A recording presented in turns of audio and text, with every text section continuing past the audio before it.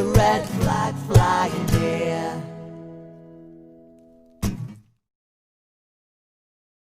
Hello, welcome to Socialist Think Tank. If you like what you're about to see, don't forget to like, share and subscribe to this channel.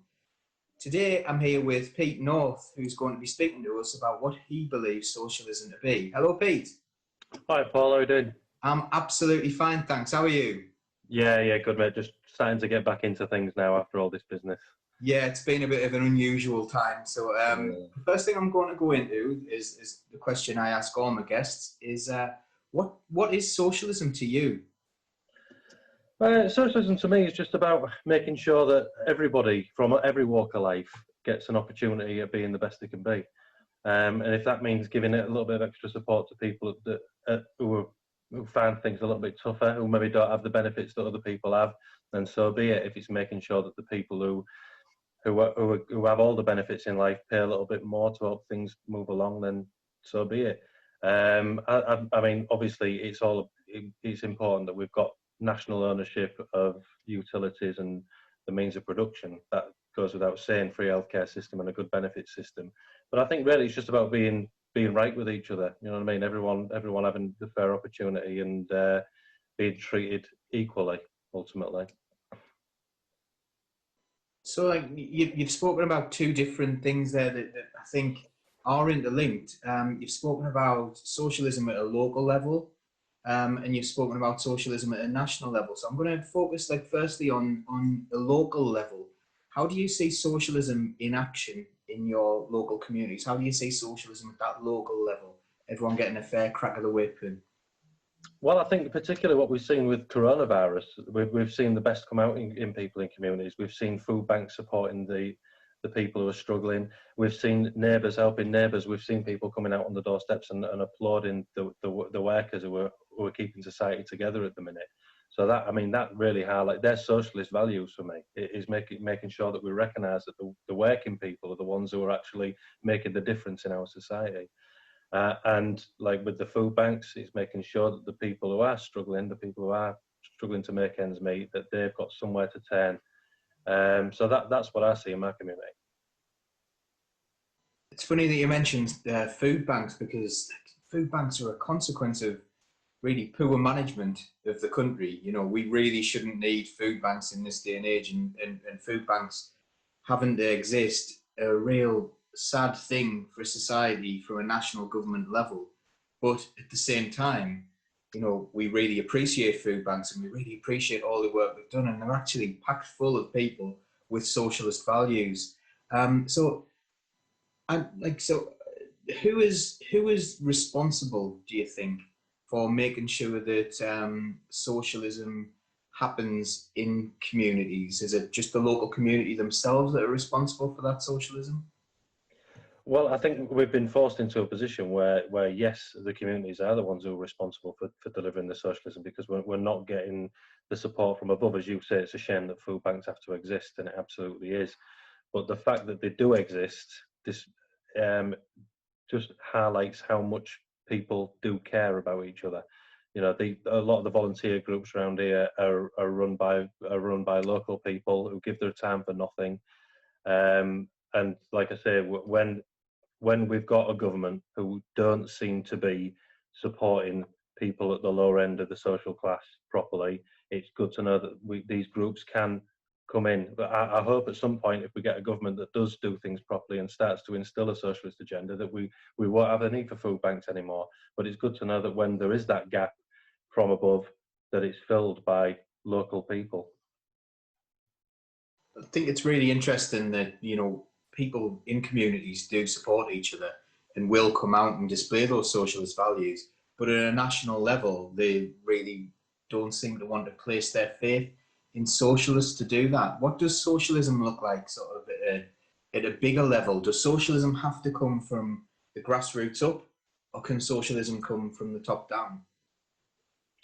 I think it can come from the top down. I think that the problem with voters is seeing what socialism is. It's not associating socialism with the Soviet Union or even Cuba. You know, not assuming that it's all about communism and everyone earns the same and nobody's got any individuality. That's not what socialism is, and we've got to challenge that narrative to show people that actually, probably the values that you hold as an individual are more aligned with socialism than you realise. Because socialism to me is just about being a decent person. You know, looking out for people. And I think most people, the vast majority of people, believe that that's how we should be. So it's about getting that message across, you know. Absolutely, 100% agree with you on that one. So, when did you realise that you were a socialist? Did you always identify with the word socialism, or was this something else? Like, do you always feel like you were a socialist? No, I don't think I did know what socialist was really when I was younger. My parents brought me up with, they instilled a lot of socialist values in me. They weren't political people, my mum and dad, but the values that they taught me were socialist values looking back. I guess I first identified as being a socialist when I realised that there were people who didn't agree that a socialist way of thinking was the right way, because it was a surprise to me to learn that other people had other ways of going about things. So I guess it was sort of my early to mid-teenage years, 13, 14, 15, I started to read a little bit more and understand what socialism was. And when I read about socialism, I thought, well, this is me. You know, these are the things that I identify with. I wasn't really politically engaged in that. I wasn't an activist in my teens or even my early adulthood. I didn't join a political party until about 3 or 4 years ago. I guess I looked back then at parties like the Socialist Worker Party and thought maybe I could get involved there and do a little bit of activism, but it just never seemed quite right to me. So it wasn't until Jeremy Corbyn came forward and got on the ballot for the leadership of the Labour Party that that somebody was speaking to me who held my beliefs. So there was somebody who had a realistic chance of changing things in this country that actually I identify with, that I agreed with on a lot of levels. I signed up to join the Labour Party around that time, and things just went on from there. So Jeremy Corbyn himself, he's had quite a few. I suppose he's had quite a bit of bad press. I remember the time you were talking about. I was already in the Labour Party personally by then. And Jeremy Corbyn started saying exactly the same as you're saying. He was saying what I believed to be true, which was that workers weren't responsible for the world financial crash in 2008, and we'd accepted this narrative that we were all in this together. Apart from the fact that the super rich were getting richer and richer and richer, and had paid very little consequence for the world financial crash, and actually had increased the wealth, and yet we saw workers paying the price for that. And it seemed to be, for me, socialism for the rich and capitalism for everyone else, because the state stepped in to support these huge corporations and these huge banks because they knew that maybe it might have a knock-on effect on everyone else. But was that what excited you about what Corbyn was saying? Was it those kind of things that resonated with you? Yeah, absolutely. I mean, it was just speaking about public ownership of assets, things like that. Just making sure that the society operated in the interests of everyone and not just those few at the top. Yeah, absolutely. I mean, the financial crisis and the austerity that followed was disgraceful. The way that we bailed out banks, and people like you and I were the ones who had to actually put our hands in the pockets to pull that off. So yeah, it was just everything the man stood for. And the more I read about him, and the more I read about his background and his fight against racism and anti-apartheid movement, everything I read about him, I just thought, yeah, this guy's actually he represents the way I've been thinking for years and years, but not had an opportunity to actually vote for somebody who I truly believed deserved my vote. It was the first time I remember sitting down. It was after I was getting properly involved with the Labour Party, and I sat down with Anissa, who I think you've spoken to recently, and I said to her, isn't it wonderful to actually be able to not just be involved with the party, but be able to vote for somebody on a national level who you truly believe in, you know, somebody whose values you, because it was always a compromise before that. It was always who's the least worst of the people I'm going to vote for me anyway, in my adult years. And for the first time, it was great to know that I was actually going to be able to vote for somebody who represented very, very close to what I believe in, you know. You got involved, so you were always a socialist until this point, and then you got involved with politics at that point. In what way did you get engaged with politics?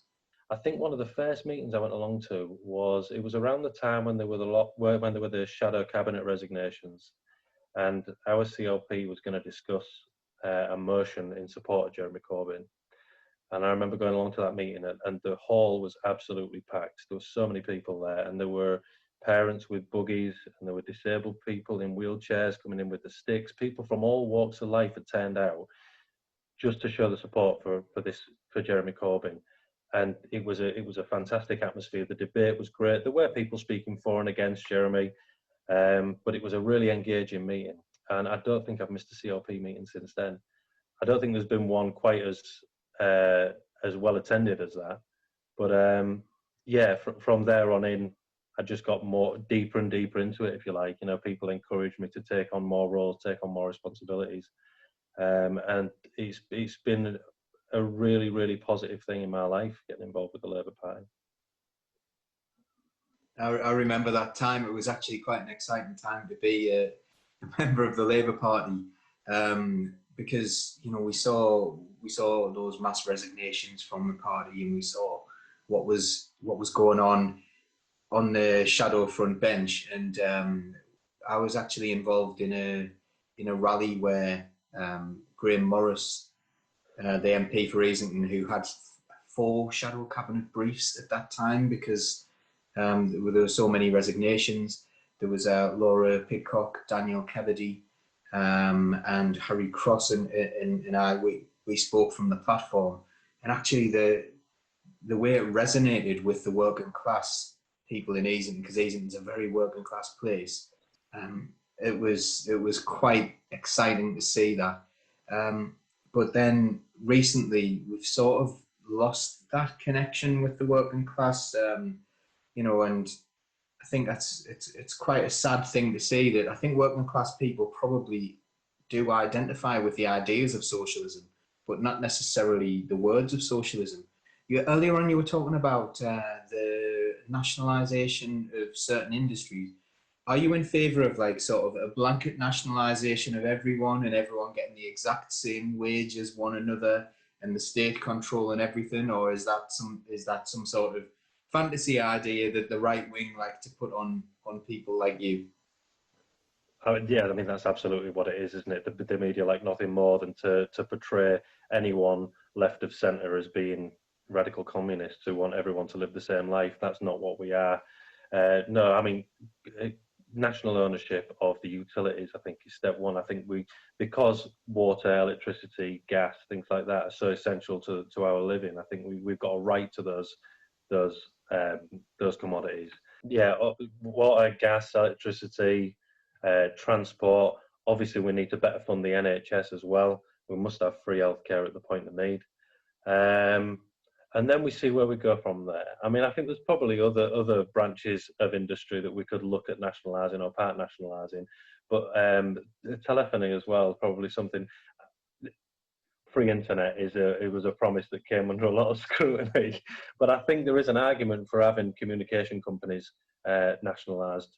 You say renationalised, they're quite a different beast to what they were when they were nationalised last time. But I think when it comes to internet technology, we could definitely have a nationalised service there as well, even if it ran alongside some of the private companies initially. It sounds like you want some internet communism there. So Yeah, really. That's always interesting, isn't it? Whereas at the moment, I think that, and then we've got like children at home at the moment who can't access the internet, or like there's certain people who are having to work from home who can't work from home because the internet's so poor. all of a sudden internet communism doesn't look that bad, and actually the Absolutely. government plans Yeah. for high-speed broadband look like they may cost a little bit more than the internet communism was going to cost. Yeah, yeah. And then we won't be able to have it for free, as we'll also have to pay for it, so that will go into the hands of private companies, which is, again, a very unusual way of going about things. So I'm going to kind of move on a little bit now, and I'm going to talk about a project that you're running called Engage for Change. Can you tell me a little bit about that, please?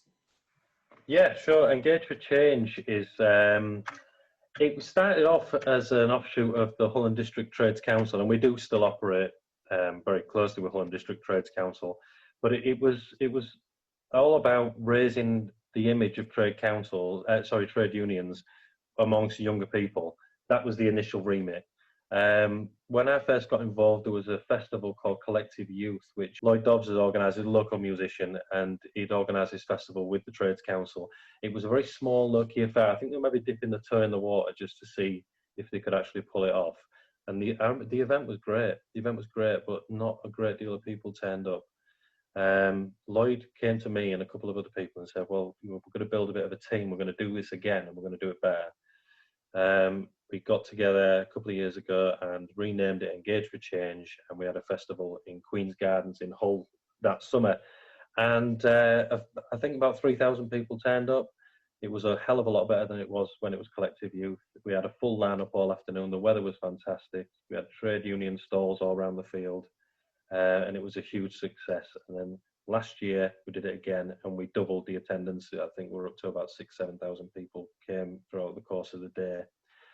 And it's a real highlight now in this area, in the trade union calendar. It's a real highlight in this part of the world. Obviously, you've got the Durham Miners Gala up there, and we're a long way behind that sort of reputation. But we are picking up a lot of ground here. A lot of people know about Engage for Change now. A lot of acts are really interested in getting involved in it. It's not just a festival. We have held a series of gigs at Christmas time as well, and we're just about to produce a banner. We attend a lot of these sort of the picket lines and local rallies. We were going to go to banners held high with our banner. That obviously got pulled this year. But our remit is just about, it's not necessarily geared towards young people now. It's just about raising the profile of trade unions and giving the trade unions a platform or a stage to speak to people who wouldn't ordinarily approach a trade union. And I think that works really well at the festival. It's a shame. We were supposed to have a festival a couple of weeks ago in Queen's Gardens. We were really excited about it, but obviously with what's going on, we had to cancel those plans. But we do, chance for me to plug this, we do have an online event on the 25th of July, which I think is a week on Saturday from, well, I don't know when this is going to go out, but Saturday the 25th of July, between 12 and 6 p.m. And you can join in that on the Facebook. It's Engage for Change Hull. So if you find our Facebook page, like and follow that. And then on the 25th at 12 o'clock, we'll be going live with bands, poets, speakers, and all sorts. I should say as well, actually, the festival and all the events we do are completely free. We rely solely on contributions from trade union branches and regional offices, which are very, very generous, and we've been able to put on a hell of a show for a couple of years. So why is it important for people to be in a trade union, do you think? Well, I mean, the trade unions down the years have given working class people an awful lot of protection and benefits in the workplace. You know, the weekend, bank holidays, things like that. But when I go to work, I like to know that I've got people behind me. I like to know that if I've got a problem in the workplace, there's people to support me, and that's what trade union can do. The obvious thing that a lot of people think of when they think of trade unions, if I get in bother at work, I could call in the union, and the union can sit there and represent me. That is an important part of it. But the trade unions also do an awful lot of community work and negotiation with bosses to make sure that the workers get a fair deal. And I think if collectively we're much stronger as a workforce. If I go to my manager's office and I say, I'm not happy about this, that, and the other, I'm not going to get very far. But if I go in with the strength of the union behind me, a few comrades in arms, then you're more likely to get a little bit of success. And I've seen it firsthand in my workplace. shouldn't mention too much about it, but my workplace have been quite heavy-handed at times, and individuals have gone in and complained about certain things and nothing's happened. But when the union have gone in, or we've gone in collectively and spoken to management, we've actually got we've opened some really good lines of communication and been able to make some really positive changes in the workplace. As far as unions go, how involved are you in the trade union movement apart from Engage for Change? I'm obviously a member of Unite the Union, and I represent some of my colleagues in the workplace as a union rep. I attend Trades Council, Holland District Trades Council, are very active actually. We do an awful lot of things in the community, from rallies in Victoria Square to helping out on picket lines. We've got a fighting fund, and I'm heavily involved with that. Engage for Change is the vast majority of what I do for the unions, though. It's about engagement. Things have obviously dropped off a little bit while we've not been able to meet and not been able to do as much as we used to, which has been a real shame. But I have stayed in touch with my regional organiser about what's going on. I've tried to increase membership of union. I've tried to increase union membership in my workplace personally. Tried to get proper recognition for Unite in the workplace, which has been a very hard work, but we've made a lot of headway on that. And then my work in the Labour Party obviously crosses over with trade unionism an awful lot as well. So the two sort of go hand in hand. Do they have to go hand in hand? Do you have to be sort of do you believe that if you don't believe in trade unions, that you really shouldn't be part of the Labour Party or the Labour movement? It's difficult to say that if you don't believe in this branch of what we're doing, then you really shouldn't be involved in it at all. I do believe that trade unions and the Labour Party do go hand in hand, though. I mean, they both have similar objectives. They both have similar interests, and I don't believe that there would be a Labour Party without the trade unions, and maybe there wouldn't be trade unions without the Labour Party either. So I think most socialists, most Labour Party members should be good trade unionists. Yeah, that was a bit of a cheeky question, but it's definitely the case that like the trade union movement did found the Labour Party along with the Fabian Society. So it's quite interesting to make sure that we, if people want to move away from the idea of trade unionism, which at one stage the Labour Party did do. How important is it to keep those links with the workers? How important is it for the Labour Party to continue to be a workers' movement? Well, I mean, the clue's in the name. The Labour Party is a party of Labour, and we should be out there representing working class people. And the only or the most important way that we can do that is to go through trade unions. And similarly, trade unions need to be able to influence the direction that the country takes policy-wise, and they do that through the vehicle of the Labour Party. I mean, if the Labour Party didn't no longer kept close links with the working class people, then it wouldn't be the Labour Party. We would need something else to replace that with, because I certainly won't be a member. Yeah, I think it's do you think, personally, I think you're absolutely right there, but do you think that is widely believed? Do you think people believe that the Labour Party is the party of the working class? The media do a great job of sort of portraying the Labour Party as betraying the working class people, especially during the Corbyn years. They did a good job of. Brexit was a fine example. Brexit was the Labour Party betraying the working class people, and I think really our position on Brexit probably didn't help that particularly, especially when we decided that we were going to go down the second referendum route, which I thought was a big mistake. I think most people don't necessarily think that the Labour Party is still in touch with working class people, but I think that is more to do with the way that things are portrayed in the media than anything else. We probably do have some work to do to reconnect with working class people. It's more now than ever, but I believe that is what the Labour Party will do over the coming years. I think the Labour Party quite clearly is the only viable option for working class people at the moment in this country. Absolutely. So, well, other parties do exist, I suppose. So you're about to stand for Bricknell Council, is that right? Yeah, I was supposed to be standing in the elections in May this year, but again, that's something else that got postponed.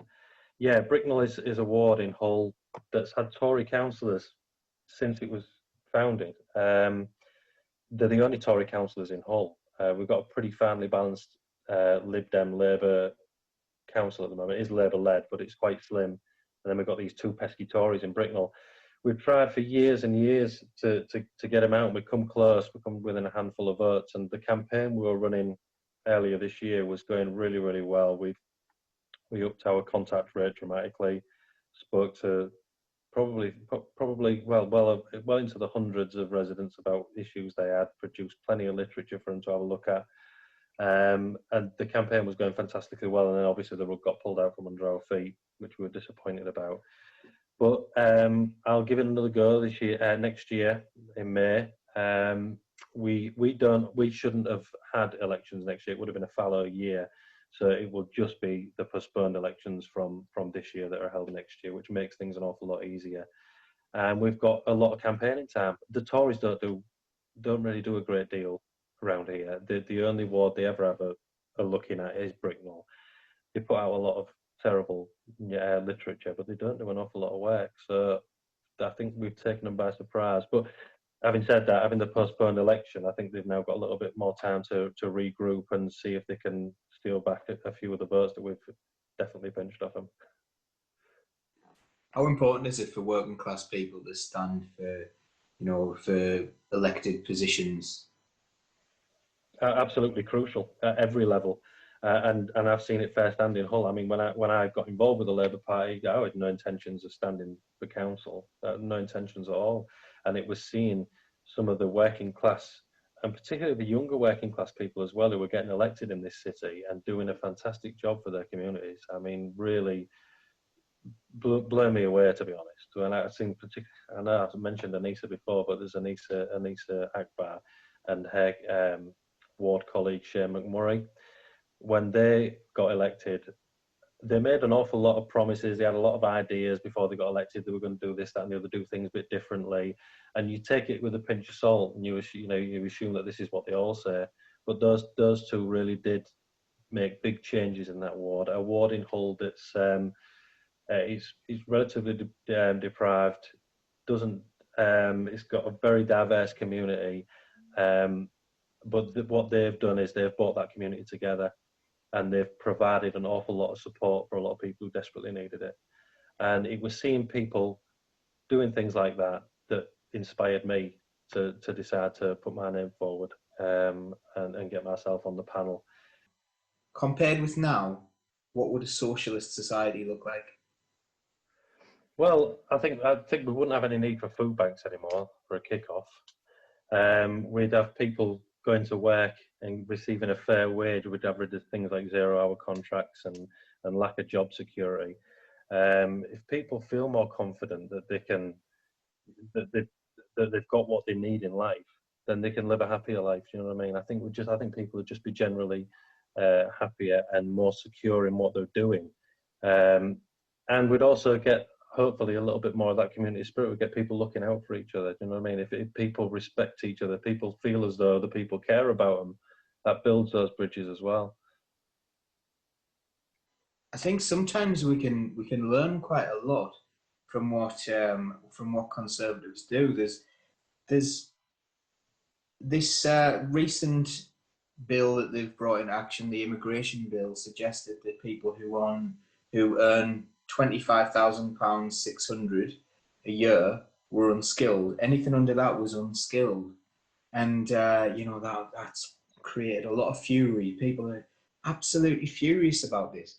But if you dig down deeper into that figure is what they believe that people will have to get in order not to have to pick up any benefits they had decided that they don't want people who move into this country to get any state benefits. So their belief is that £25,600 is the bare minimum to live a dignified life without having to ask for any state handouts, which is like an awful word. It's their term, state handouts, you know, so I would say it as, you know, a support.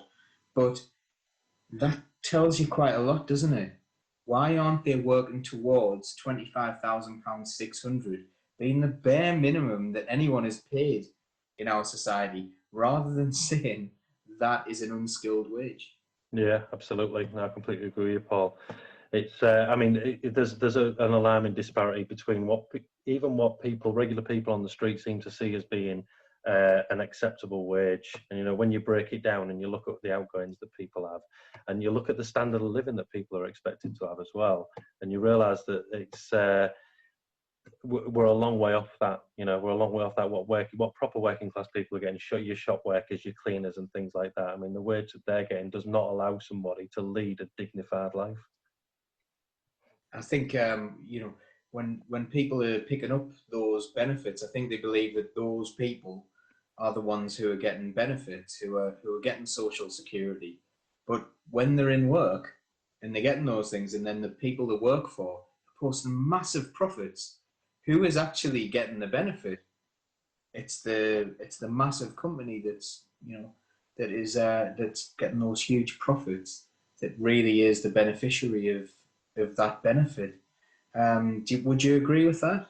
Yeah, I would, and I don't really know how much easier, how in what simpler terms we can put that across to people and try and explain to people that there's something really off about someone earning 17, 18 grand a year or being on a 0 hours contract and struggling to make ends meet, while the person at the top of that company is raking in millions of pounds worth of profits, or the shareholders or whatever. I don't see how people can square that circle. Do you know what I mean? And how do we put that across to people? I'm asking you the questions now. Just to finish off then, how do we go about making sure that people think like the way we do, and in those really simplistic terms of what's fair and what isn't? How do we go about getting that message out to people, do you think?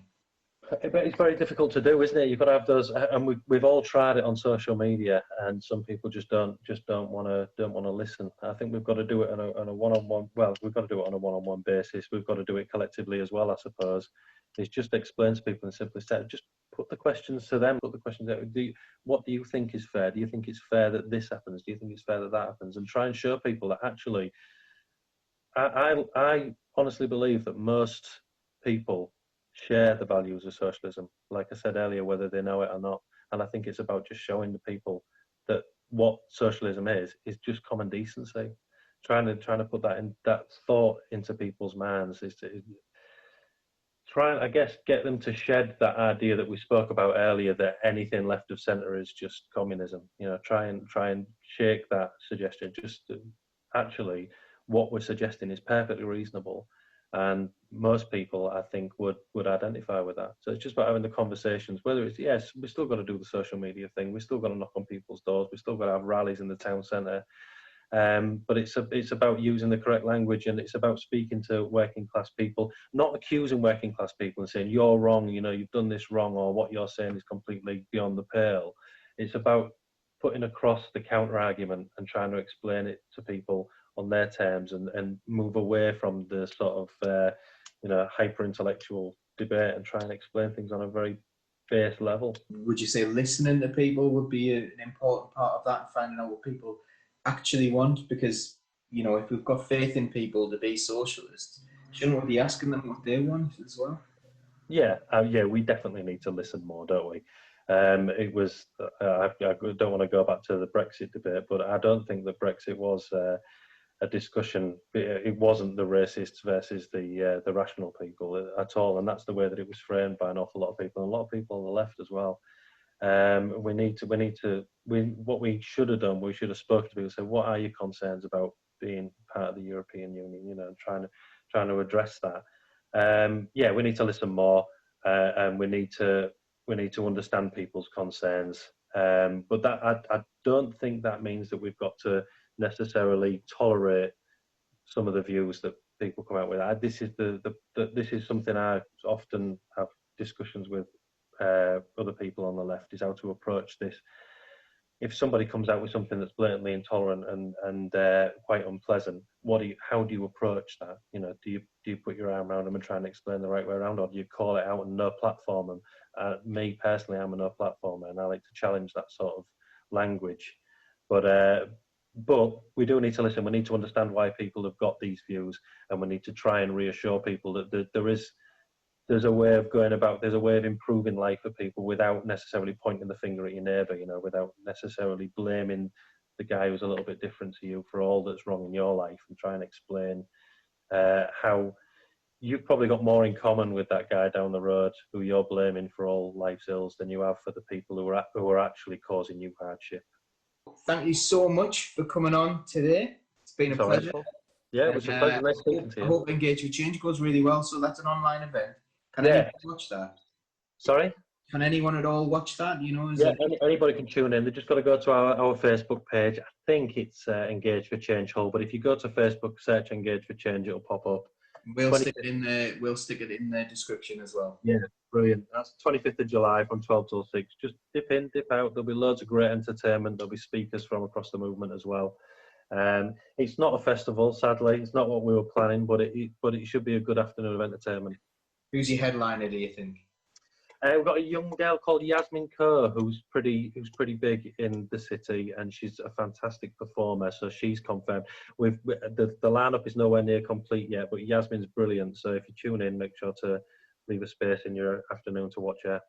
Yeah, definitely will, and also good luck to you, like with with the lineup not being complete yet. That sounds. We always pull it together. Don't you worry about it. No, Lloyd's the one who's responsible for pulling that lineup together, and he does always pull it out the bag. So don't worry, we'll have plenty on. Excellent. All right. Okay. Well, thank you so much again, and don't forget to like, share, and subscribe if you've enjoyed what you're seeing. And we will see you again soon. Keep the red flag flying here.